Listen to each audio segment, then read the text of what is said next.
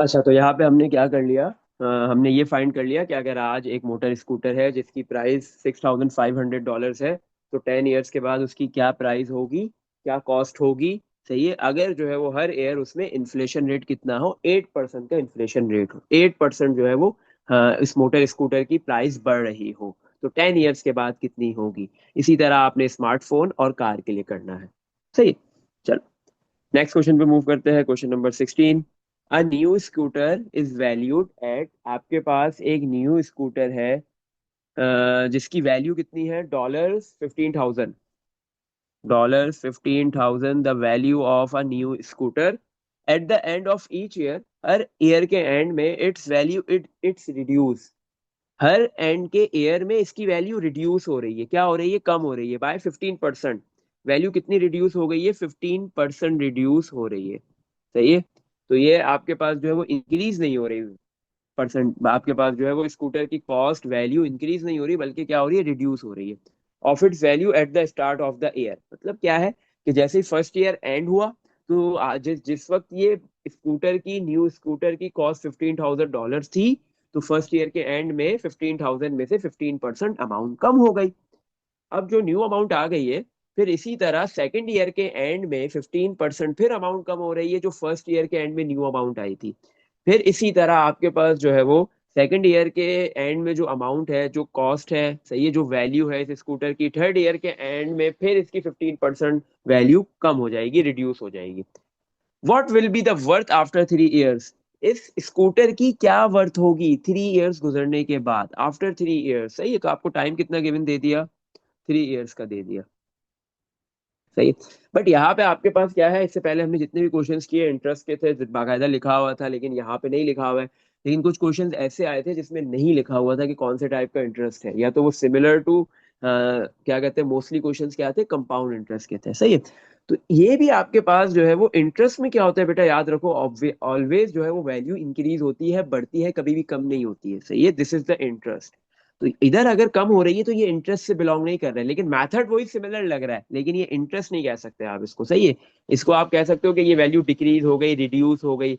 अब आप हर एक ईयर का अलग अलग निकालो, इससे अच्छा क्या है, आप कौन सा मेथड यूज कर लो जो कंपाउंड में है, क्योंकि यहाँ पे भी कंपाउंड वाले ही मेथड लग रहा है। सही है। कंपाउंड में क्या होता है कि आपके पास जो है वो फर्स्ट जो प्रिंसिपल अमाउंट है उस पे आपको जो है वो इंक्रीज, जो परसेंटेज इंटरेस्ट रेट मिलेगा वो फर्स्ट प्रिंसिपल अमाउंट पे मिलेगा फर्स्ट ईयर में। सेकेंड ईयर में आपको जो है वो प्रिंसिपल इंटरेस्ट रेट जो मिलेगा वो सेकंड प्रिंसिपल अमाउंट पे मिलता है, और थर्ड ईयर में आपको मिलता है जो आपके पास थर्ड प्रिंसिपल अमाउंट होती है। ऐसे ही होता है, तो यहाँ पे भी तो यही हो रहा है कि आपके पास जो है वो 1 ईयर के बाद स्कूटर की वैल्यू $15,000 से कम हो गई। सही है, एक न्यू वैल्यू आ गई।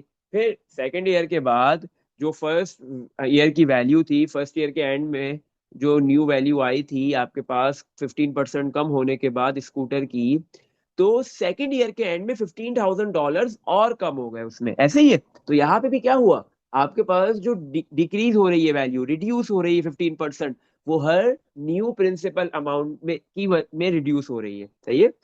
इनिशियल प्रिंसिपल अमाउंट के रिस्पेक्ट से रिड्यूस नहीं हो रही, जो भी न्यू प्रिंसिपल अमाउंट है उसके रिस्पेक्ट से रिड्यूस हो रही है। तो अब यहाँ पे बिल्कुल वैसे ही होगा जैसे आपके पास इंटरेस्ट, कंपाउंड इंटरेस्ट का मेथड है, कंपाउंड इंटरेस्ट का जो फॉर्मूला है वही लगेगा। लेकिन आपके पास कंपाउंड इंटरेस्ट में वन में वो जो परसेंटेज है, परसेंटेज डिवाइड बाय जो इंटरेस्ट रेट होता है, जिस रेट से ऑब्जेक्ट जो है इंक्रीज हो रहा होता है, उसको डिवाइड बाय 100 करते हो और फिर वन में ऐड करते हो, one plus rate of interest divide by 100।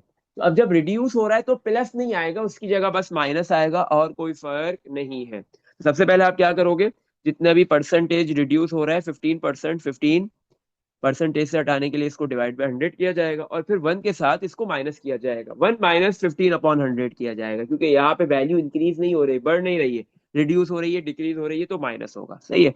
और इसकी होल पावर क्या आ जाएगी, टाइम कितने ईयर है, 3, multiply by actual value, actual value कितनी है, 15,000।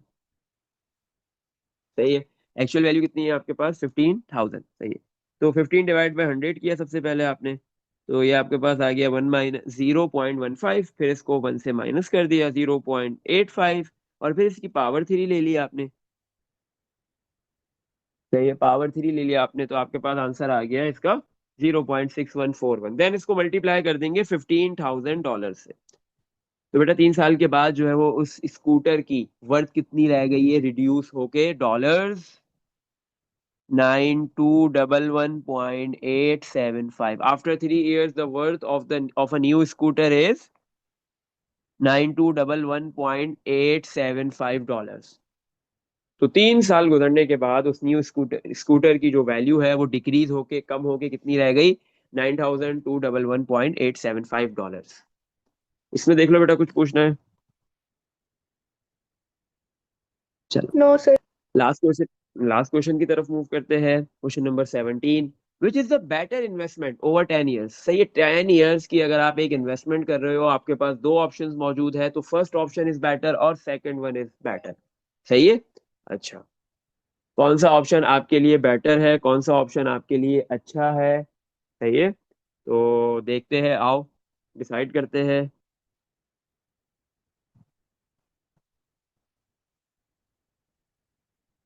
सबसे पहले आप क्या करोगे, आपको बता दिया जो फर्स्ट ऑप्शन है उसमें आपको कितना इन्वेस्ट कर रहे हो, $20,000। सही है, फर्स्ट ऑप्शन के अंदर आप कितनी अमाउंट इन्वेस्ट कर रहे हो, $20,000 at 12% compound interest. Compounding interest हो रहा है 12% आपको मिलेगा। सही है, $20,000 अगर आप इन्वेस्ट करते हो 10 ईयर्स के लिए, 12% आपको जो है वो कंपाउंड इंटरेस्ट मिलेगा हर ईयर में। सही है, कंपाउंड है ये। फर्स्ट आपके पास ऑप्शन ये है, फर्स्ट स्कीम ये है। सही है। अच्छा, हाँ तो हमारे पास बेटा टाइम कितना है, 10 ईयर्स है। सबसे पहले हम इसका निकालते हैं कि आफ्टर 10 ईयर्स अगर मैं $20,000 आज एक जगह पे इन्वेस्ट करता हूँ, वो मुझे कंपाउंड प्रॉफिट देते हैं, कंपाउंड इंटरेस्ट देते हैं 12% पर एनम हर साल 10 ईयर्स के लिए। तो मेरे आफ्टर 10 ईयर्स कितनी अमाउंट हो जाएगी, 20,000 इंक्रीज होके कितनी अमाउंट हो जाएगी। सही है, तो सबसे पहले हम ये फाइंड करते हैं, स्कीम वन, ऑप्शन वन। सही है, फिर हम नेक्स्ट ऑप्शन पे मूव करेंगे। अच्छा, कंपाउंड इंटरेस्ट है। कंपाउंड इंटरेस्ट को क्या करते हैं, सबसे पहले जो भी इंटरेस्ट रेट है डिवाइड बाय 100 करते हैं, क्योंकि परसेंटेज से उसको हटाना होता है, और फिर वन में ऐड कर देते हैं। और होल पावर क्या आ जाती है इसकी, टाइम। टाइम कितना है, 10 ईयर्स। मल्टीप्लाई किससे करेंगे, जो आपकी प्रिंसिपल अमाउंट है जो आप इन्वेस्ट कर रहे हो। तो 12 डिवाइड बाय 100 प्लस वन और होल पावर 10 मल्टीप्लाई बाय 20,000। तो आपके पास आंसर आ गया डॉलर्स 62,116.96417। तो 10 ईयर्स के बाद आपके पास ये जो डॉलर्स है 20,000, हाँ ये $20,000 आपके पास इंक्रीज होके कितने हो जाएंगे, सही है, 62,000। सही है, 62,116.96417 डॉलर। सही है, तो $20,000 आफ्टर 10 ईयर्स $62,000 के अंदर कन्वर्ट हो रहे हैं। एक अच्छा खासा आपको प्रॉफिट मिल रहा है। सही है। अच्छा, ये तो फर्स्ट स्कीम थी, ये फर्स्ट आपके पास ऑप्शन मौजूद था। अब एक और ऑप्शन भी है, आप एक और प्लेस पे भी अपने जो है वो डॉलर्स को इन्वेस्ट कर सकते हो, अपनी अमाउंट को 30,000, बट वहां पे इन्वेस्ट करने पड़ेंगे आपको सेकंड ऑप्शन में। सही है, वो आपको $30,000 आप इन्वेस्ट करोगे, तो वो आपको जो है वो इंटरेस्ट रेट देंगे 12% नहीं, 8%। कंपाउंड इंटरेस्ट ही है लेकिन। सही है, कंपाउंड इंटरेस्ट देंगे, लेकिन 8% देंगे। आपने अमाउंट ज्यादा इन्वेस्ट करनी है क्योंकि वहां पे इंटरेस्ट रेट कम है, और आप वहां पे भी 10 ईयर्स के लिए, टाइम पीरियड आपका सेम है, 10 ईयर्स के लिए ही इन्वेस्ट करोगे। तो अब आफ्टर 10 ईयर्स इस पर्टिकुलर प्लेस के ऊपर अगर आप $30,000 इन्वेस्ट करते हो, और वो आपको हर ईयर 8% कंपाउंड इंटरेस्ट रेट देते हैं, तो 10 ईयर्स के बाद आपकी टोटल अमाउंट कितनी हो जाएगी। अगर ये 62,116.96 से ज्यादा होगी तो आप बोलोगे सेकंड ऑप्शन जो है वो आपके पास बेटर इन्वेस्टमेंट है, फर्स्ट बेटर नहीं है। अगर ये अमाउंट कम आती है तो आप बोलोगे फर्स्ट बेटर है और सेकंड बेटर नहीं है। तो सिंपल क्या करोगे, कंपाउंड इंटरेस्ट है तो ये जो परसेंटेज है, परसेंट से हटाने के लिए डिवाइड बाय 100 प्लस वन, और होल पावर के पावर क्या आ जाएगी इसकी, टाइम। टाइम कितना है, 10। मल्टीप्लाई करेंगे प्रिंसिपल अमाउंट से जो $30,000 है, तो 8 divide by 100 plus one, power में आपके पास आ गया 10 मल्टीप्लाई 30,000। बेटा आफ्टर 10 ईयर्स आपके पास जो है वो ये सेकंड स्कीम में डॉलर्स कितने हो रहे हैं, 64,767.74,992 डॉलर्स। सही है, तो सेकंड स्कीम में 10 ईयर्स के बाद आपकी जो इनिशियल अमाउंट थी, जो एक्चुअल अमाउंट थी, जो आपने लगाई थी $30,000, वो इंक्रीज होके कितने हो रहे हैं? 64767.74992 डॉलर। सही है। अच्छा, अब ये अमाउंट तो आपको ज्यादा मिल रही है, सही है, स्कीम जो फर्स्ट इन्वेस्टमेंट है उससे ज्यादा अमाउंट मिल रही है, लेकिन उसमें आपने फर्स्ट इन्वेस्टमेंट में आपने अमाउंट भी तो कम लगाई है, $20,000 लगाए। तो अब ये चेक करेंगे कि 10 ईयर्स के अंदर आपको प्रॉफिट किस में ज्यादा मिल रहा है, आपका कंपाउंड इंटरेस्ट किस में ज्यादा आ रहा है। क्योंकि कंपाउंड इंटरेस्ट के फॉर्मूले से आपको 10 ईयर्स के बाद कितनी अमाउंट होगी, न्यू वैल्यू क्या होगी, फाइनल वैल्यू क्या होगी, वो पता चलती है, इंटरेस्ट रेट नहीं पता चलता। तो अब आप देखोगे कि 10 ईयर्स के अंदर आपने कौन सी इन्वेस्टमेंट की स्कीम से कौन से प्लान को चूज करते हुए आपने ज्यादा कंपाउंड इंटरेस्ट या इंटरेस्ट अर्न किया है, तो वो वाला बेटर ऑप्शन है। सही है। तो अब इंटरेस्ट कैसे निकालेंगे? तो फर्स्ट जो बेटा आपके पास है, फर्स्ट स्कीम जो थी, फर्स्ट प्लान जो था, उसमें आपको कितना अमाउंट, हाँ, आफ्टर 10 ईयर्स हो रही है 62,116.96417। माइनस कर दोगे इसको, जो आपने आपने अपनी इनिशियल अमाउंट लगाई है वो तो आपकी अमाउंट है ना, उससे माइनस कर दोगे, प्रिंसिपल अमाउंट जो है उससे माइनस करोगे, क्योंकि वो आपकी अमाउंट है। उसके ऊपर जितने भी आपको पैसे मिल रहे हैं, जितने भी डॉलर्स मिल रहे हैं, वो सारे के सारे क्या है, आपके प्रॉफिट है, वो आपके जो है वो कंपाउंड इंटरेस्ट है। 20,000 माइनस करेंगे तो बेटा इसमें हमारे पास आंसर आ गया $42,116.96417। सही है। तो फर्स्ट स्कीम से आपको 10 ईयर्स के अंदर कितने डॉलर अर्न कर रहे हो आप, कितना प्रॉफिट मिल रहा है? 42,116.96। अब आ जाते हैं सेकंड स्कीम में, देखते हैं कितना अर्न हो रहा है। सेकंड स्कीम में आपके पास टोटल अमाउंट कितनी है? 64,767.74992। माइनस करेंगे किससे? जो एक्चुअल अमाउंट जो आपने इन्वेस्ट की है $30,000, इन दोनों को माइनस कर दो। तो आपके पास आंसर आ रहा है 34,767.474992 डॉलर। सही है। तो सेकंड स्कीम से आप 10 ईयर्स के पीरियड के अंदर, पूरे 10 साल में आप कितने डॉलर्स इन्वेस्ट मतलब अर्न कर रहे हो प्रॉफिट? $34,767। और फर्स्ट स्कीम में आप अर्न कर रहे हो $42,000। तो इसका मतलब आपके पास बेटर इन्वेस्टमेंट कौन सी है? बेटर इन्वेस्टमेंट कौन सी है? फर्स्ट वाली। बेटर इन्वेस्टमेंट इज क्या है? $20,000, जो आप $20,000 इन्वेस्ट कर रहे हो एट 12% कंपाउंड इंटरेस्ट रेट, ये आपके पास बेटर इन्वेस्टमेंट है।